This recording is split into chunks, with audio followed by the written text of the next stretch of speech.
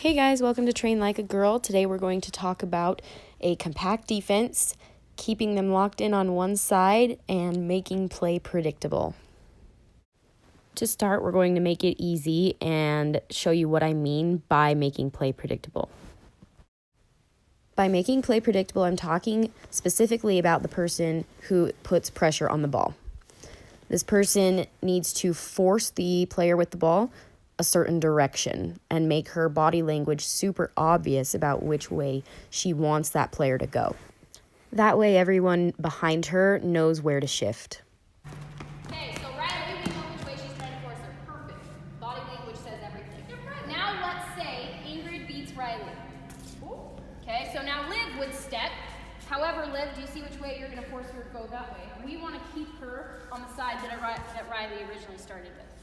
Okay? So you're forcing her this way, right, Sage? Soph, where should you be? Because you're not in any helpful position right now. There you go. You should be up here supporting, maybe not even that far, but underneath her here. Like, kind of like that. Yes. Not behind Sage directly like you were, but enough so that she's going to corral her right into you. Okay?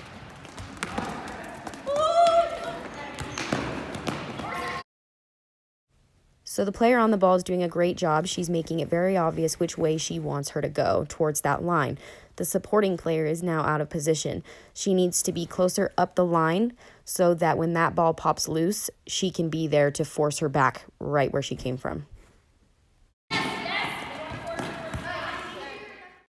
Now that we understand what the person on the ball is doing, now it's time to talk about what the people behind that player are doing and where they're moving. So I divided the field into thirds. In the front third, we've got a 3v1 with the keeper included. Middle third is 4v4. Back third is another 3v1. So we are going to work with the red team first. So the blue keeper pops it out wide. Now that red player is the one on the ball. She needs to force or make play predictable for the rest of the team behind her by cutting off that pass. That doesn't mean that she has to be right on the player, just cutting the space off in between so they can't go back. She is clearly numbers down. It's 3v1 in this scenario, so she needs to make it easier for herself and make that space smaller by cutting it in half. Now we're looking at the middle section where the red team is shifting over to keep it compact. It is hard to break a compact defense. Now that may mean leaving a man. You can see that blue player that is out wide. Younger players tend to want to stay with their man, but in this scenario, we need to keep it compact. That player over there is not a threat right now. She will not be getting the ball anytime soon, and if she does, we have time to shift back over. So now if that player who has the ball decides to penetrate into the middle third, there needs to be immediate pressure on the ball. And that player who steps needs to keep her coming towards the side we originally started. We want to deny that switch because that will open up holes in our defense. So we want to keep them locked in on one side. Notice the players behind her are also shifting over. The players who are in the back third need to shift. If there was a man out there, they'd have to leave that person to keep the defense compact. Now that forward that just kept her one way is not off the hook yet.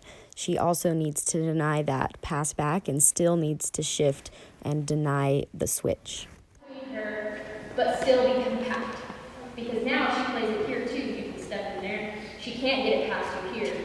Okay? Very good. Okay, you step here. This half of the field now, that's what we want to keep her on this half of the field. Lock her in. Very good. Boom. Yes. Boom. Shit. Okay?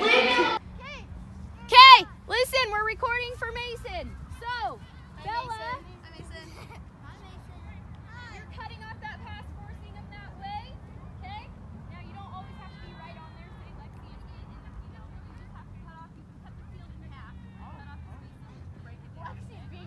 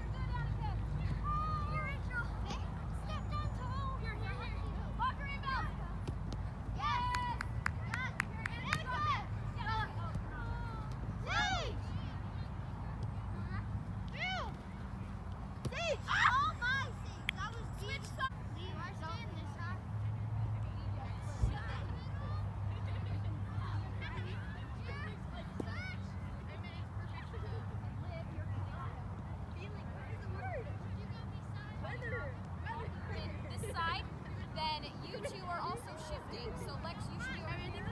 Joaquin, you should be in the middle now. Really? Oh, no. It's like the perfect. Even more, Joaquin. There we go. So every time the ball's on this side, Joaquin and Alexi, you shift. If it's on that side, you shift. Okay? Overlap! Right! So an overlapping run threw off our black forward up there. So here I'm just explaining to her to still cut off that pass rather than following the runner. She got a little bit confused and started to follow the runner, and it allowed that pass to be switched out. Whereas we can let that runner have the ball because she's still on that side, and we want to keep her on that side. Excuse me, I want to jump on. Yes, Liv. Yeah, Rachel. Hard pressure. Here.